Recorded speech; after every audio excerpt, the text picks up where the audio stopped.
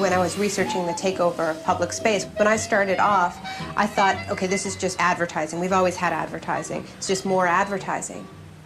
But what I started to understand, and what I understand now, is that branding is not advertising, it's production. And very successful corporations, the corporations of the future, do not produce products. They produce brand meaning.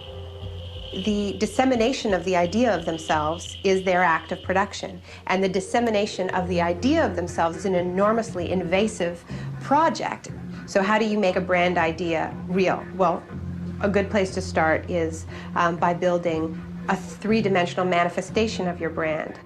For a company like Disney, it goes even further, where it's actually building a town, Celebration, Florida. Currently, there are about 5,000 residents who call Celebration home, and there are about 1,300 single-family homes. A town center that's a place where people gather that has about 4 or 5 restaurants and about a dozen other shops.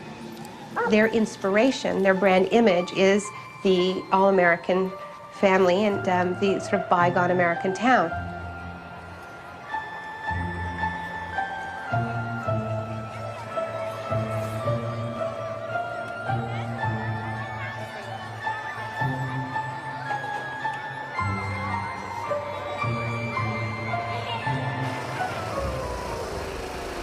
Their brand driver is family magic, and everything that that company does is in and around those 2 words.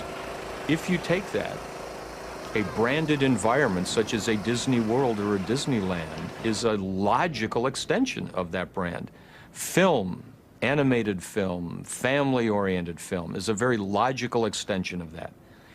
As a business, though, they also know that if they want to get into other forms of entertainment that does not fit family magic, they do not brand it Disney. If they want to get into adult, more serious type fare, when it comes to film, they brand it Touchstone. The Disney brand speaks of reassurance. It speaks of tradition, it speaks of quality. And you can see that here in this community that we've built. And that's where you see the truly imperialist aspirations of branding, which is about building these privatized, branded cocoons, which maybe you start by shopping in and then you continue by holidaying in, but eventually, why not just move in?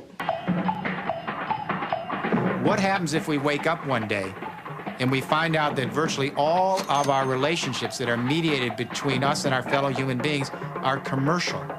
We find out that virtually every relationship we have is a commercially arbitrated relationship with our fellow human being.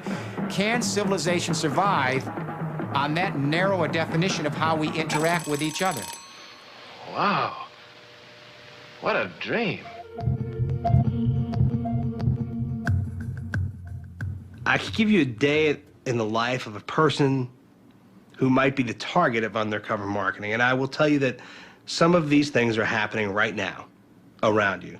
So you walk out of your building in the morning, some city, and you walk by the door and you say, hey, good morning, and you notice there's a bunch of boxes at his feet from some online or mail order retailer, and there's a bunch of boxes there with, of course, a big brand message on it. You walk out and think, well, a lot of people must be ordering from that company. Well, what you don't know is that we paid the doorman to keep those empty boxes there.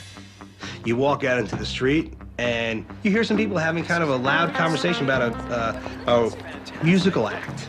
And they're kind of passing the headphones back and forth. They go, wow, this is great. Oh, yeah, that's good. Hey, do you know that I heard this CD is really hard to find, but I heard they sell it at Store X. I'm going to go pick it up. It's so good. Great, isn't it? Right, you hear that and you register it, and you might kind of pick up on that, and maybe later on you'll think, hey, I wonder what the hot act is. Bang, that might be in your head. Now you get into your office, and there's a certain brand of water in the refrigerator. What is that? You take it out, you drink it, you slug it down, it's there, and not really thinking about it. Wow, that's pretty good water. Who knows? Maybe someone placed the water there. You kind of go out for your lunch break, you're sitting in the park, and people are kind of out there talking in the park, and bang, all of a sudden you see another message. By the time you go to bed, you've probably received 8 or 9 different undercover messages. People are always thinking, well, oh, I know product placement, that's when they put stuff in movies.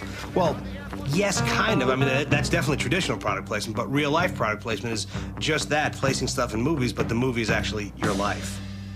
We'll take a group of attainable, but still aspirational people. They're not supermodels. They're kind of people just like you. They're doing something for us, whether they're having a certain kind of drink or they're using a certain laundry detergent, whatever it may be. They are kind of the Roach Motel, if you will. People are going to come over to them, and they're going to give them this little piece of brand bait. Could be a soundbite of knowledge or a ritual. Consumers would get that piece of roach bait, and then they would take it. They go, oh, pretty cool. And then they go out and they spread it to their friends.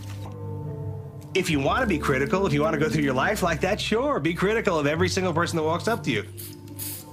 But if they're showing you something that fits and something that works and something that makes your life better in some way, well, then who cares? Again, just say thanks.